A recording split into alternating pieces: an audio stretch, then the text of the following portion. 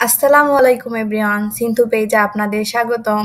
আমি হাজব্যান্ডের পকেট থেকে ১,০০০ টাকার একটা নোট নিয়ে চলে যাচ্ছি পার্সেল রিসিভ করতে। ডেলিভারি ম্যান নিচে এসে অপেক্ষা করছে, পার্সেলটা রিসিভ করে নিলাম।